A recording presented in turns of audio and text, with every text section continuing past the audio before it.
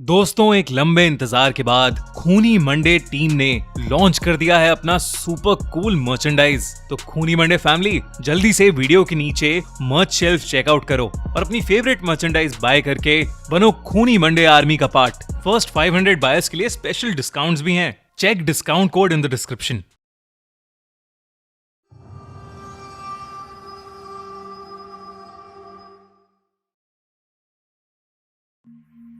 पिछले एपिसोड में आपने सुना कि रॉबिन के भयानक मर्डर की खबर पूरे बैरेक टाउन में फैल जाती है। उसके अगले दिन ही जॉनी नाम के एक और टीनेजर की भी एक दर्दनाक मौत हो जाती है। पूरे बैरेक टाउन में दहशत का माहौल बन जाता है। इन सब के बीच एना स्कूल से वापस घर नहीं आती। मेगन बहुत परेशान हो जाती है और स्टीव को एना को ढूंढने के लिए कहती है। बहुत ढूंढने के बाद एना मुंह पर जोकर वाले मेकअप के साथ एक ग्रेवयार्ड में मिलती है। इसी के साथ पुलिस को एक बहुत बड़ा ब्रेक थ्रू मिलता है। अब आगे। सर, एक क्लाउन के बारे में कुछ इंफॉर्मेशन मिली है। I think you should see it. Gerald conference room में आया तो उसने देखा कि स्क्रीन पर कुछ फोटोज प्रोजेक्ट हो रही थीं। उन्हें देखकर जेराल्ड शॉक्ड हो गया।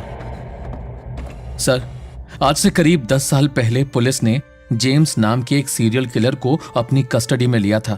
जेम्स अपने प्रोफेशन से एक क्लाउन था और उसने अपनी पूरी सर्कस टीम के हर एक इंसान को एक एक करके मार डाला था। कुल मिलाकर उसने 12 मर्डर्स किए थे। ये बैरेक टाउन के लोगों के लिए एक रोंगटे खड़े कर देने वाली खबर होती, लेकिन इस खबर के मीडिया में फैलने से पहले ही पुलिस ने इस बात को दबा दिया था। इस वजह से ज्यादातर लोगों को जेम्स के बारे में कुछ पता नहीं था। जेम्स मेंटली अनस्टेबल था, इसलिए उसे बैरेक टाउन के मेंटल असाइलम में रखा गया था। चौंका देने वाली बात यह थी कि हर एक आदमी जो जेम्स के हाथों मरा था, उसके चेहरे पर हूबहू वैसे ही क्लाउन का मेकअप था, जैसा आज 10 साल बाद रॉबिन और जॉनी के चेहरे पर पाया गया था। Bloody hell, let's go get him. Sir, एक बात और। इससे पहले कि उस पर कुछ कानूनी कार्रवाई हो पाती या उसके मोटिव्स का पता चल पाता, जेम्स ने मेंटल असाइलम के अंदर ही सुसाइड कर ली थी।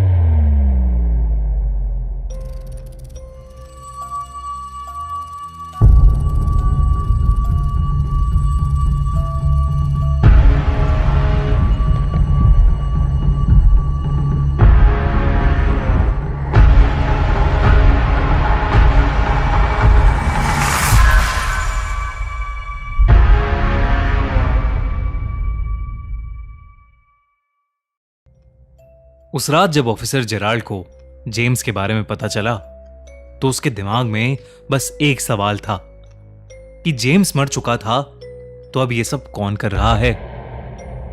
जेराल्ड ने अपनी टीम के सभी लोगों को जेम्स के बारे में छोटी से छोटी इंफॉर्मेशन ढूंढ निकालने का ऑर्डर दिया। साथ ही जेराल्ड ने बैरेक टाउन के कमिश्नर से स्पेशल ऑर्डर्स लेकर पूरे बैरेक टाउन में सिक्योरिटी फोर्स को और बढ़वा दिया था। अब जगह जगह पुलिस की नाकाबंदी हो गई थी। शहर में जो कुछ भी हो रहा था उससे सभी लोग डरे हुए थे। एना के पेरेंट्स मेगन और स्टीव भी पिछली रात हुए इंसिडेंट से काफी डिस्टर्ब थे। उन्होंने जब एना से पूछा कि वो कल रात उस ग्रेवयार्ड के अंदर कैसे पहुंची तो एना के पास कोई जवाब नहीं था। एना की बिगड़ती मेंटल हालत देख एना की मॉम मेगन ने उसे एक थेरेपिस्ट के पास ले जाने का फैसला किया। डॉक्टर रीटा बैरेक टाउन की एक रेनाउंड चाइल्ड थेरेपिस्ट थीं। वैसे तो वो उस दिन छुट्टी पर थीं, पर एना के पेरेंट्स की स्पेशल रिक्वेस्ट पर उन्होंने एना को अपने होम क्लिनिक पर ही बुला लिया था। मेगन ने एना को स्कूल से पिकअप किया और वो दोनों सीधा डॉक्टर रीटा की होम क्लिनिक पर चले गए।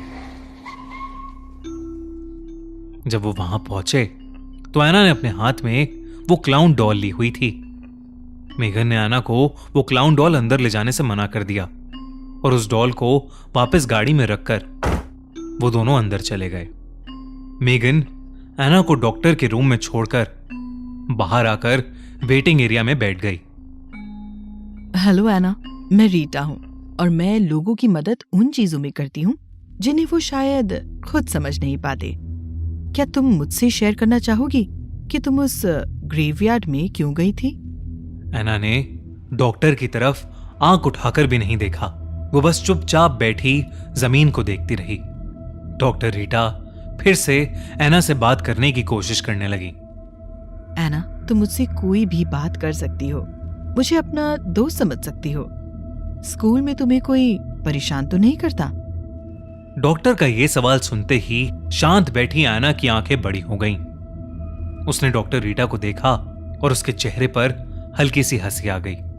एना बोली, करते थे कुछ सीनियर्स, पर अब नहीं करेंगे।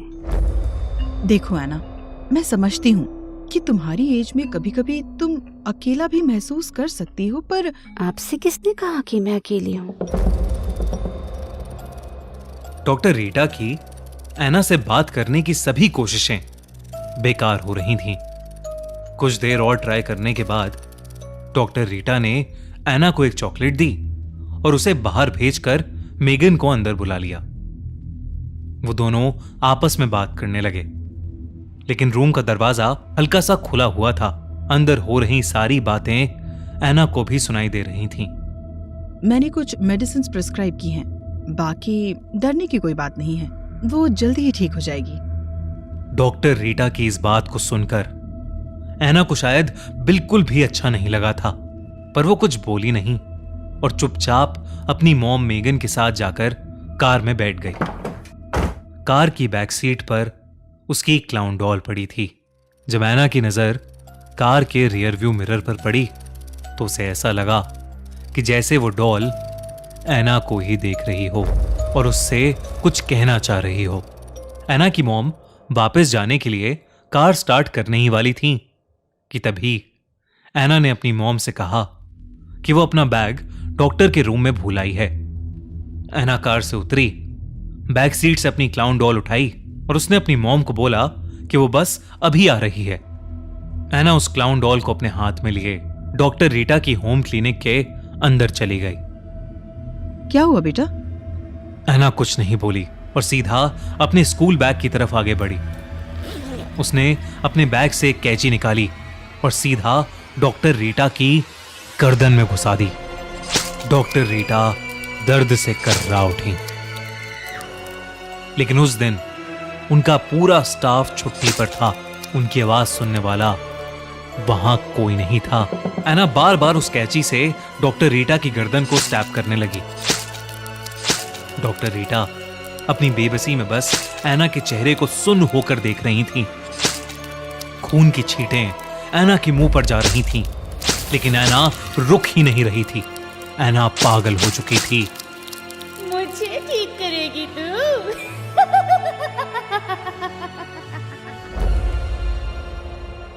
कुछ ही देर बाद एना अपना बैग अपने पीछे लटकाए और वो क्लाउन डॉल हाथों में पकड़े क्लिनिक के बाहर आई और सीधा आकर गाड़ी में बैठ गई। उसे देखकर ऐसा लग रहा था जैसे कुछ हुआ ही ना हो।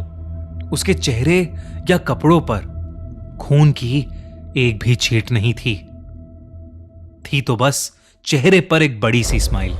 मेगन ने एना के चेहरे पर बड़े दिनों बाद ऐसी स्माइल देखी थी। तब मेगन को लगा कि एना को थेरेपिस्ट के पास लाना शायद एक सही डिसीजन था, लेकिन वो नहीं जानती थी कि एना के हाथों अभी क्या घटा था। दूसरी तरफ ऑफिसर जेराल्ड और उनकी टीम को जेम्स के बारे में इंफॉर्मेशन तो मिल रही थी, लेकिन वो इंफॉर्मेशन किसी काम की नहीं थी। उससे कोई भी ऐसा क्लू नहीं मिल रहा था जिससे केस में आगे बढ़ा जा सके। इतना ही नहीं, वो गुब्बारे जो एकमात्र सबूत थे वो भी बैरक टाउन या बैरक टाउन के आसपास की किसी भी शॉप पर अवेलेबल नहीं थे। कोई उस तरह के गुब्बारे बेचता ही नहीं था। पुलिस के पास कोई क्लू नहीं था और शहर में एक और मर्डर हो चुका था, लेकिन इस बार किसी टीनेजर का नहीं, बल्कि शहर की एक रेनाउंड थेरेपिस्ट डॉक्टर रीटा का। अगली सुबह जब डॉक्टर रीटा की केस फाइल ऑफिसर जेराल्ड के पास आई तो जेराल्ड ने देखा कि डॉक्टर रीटा के चेहरे पर भी सेम वैसा ही क्लाउन मेकअप है। जेराल्ड को कुछ समझ नहीं आ रहा था कि तभी जेराल्ड का ध्यान डॉक्टर रीटा की केस फाइल में लिखे एक नाम पर गया। जिसे देखकर वो चौंक उठा। रिपोर्ट के अंदर डॉक्टर रीटा की लास्ट कंसल्टेशन का बिल था, जिस पर लिखा था मेगन स्टैनली, एना की मॉम का नाम। ऑफिसर, फौरन मेरी गाड़ी निकालो। ऐसा क्या देखा है जेराल्ड ने डॉक्टर रीटा की केस फाइल में? एना की मॉम मेगन का इन सब से क्या लेना देना? और आज जो एना ने डॉक्टर रीटा के साथ किया वो क्या था? क्या एना पोजेस्ड है? क्या एना ही किलर है? ये सब जानने के लिए subscribe to Khooni Monday and check out the clown का चौथा एपिसोड। हैलोवीन के दिन इस मंडे 31 अक्टूबर को 4th एपिसोड की नोटिफिकेशन के लिए बेल आइकन दबाना मत भूलना। और अगर आपसे वेट नहीं हो रहा तो स्पॉटिफाई पर आप सुन सकते हैं द क्लाउन के सारे एपिसोड्स, यानी फुल सीरीज, अभी के अभी only on our podcast the horror show by खूनी Monday. Link in the description and pin comment. और गाइज, अगर ये एपिसोड पसंद आया है तो इस वीडियो को लाइक करो, सब लोगों से शेयर करो और कमेंट्स में हमें बताओ कि आपको इस एपिसोड में सबसे अच्छी चीज क्या लगी।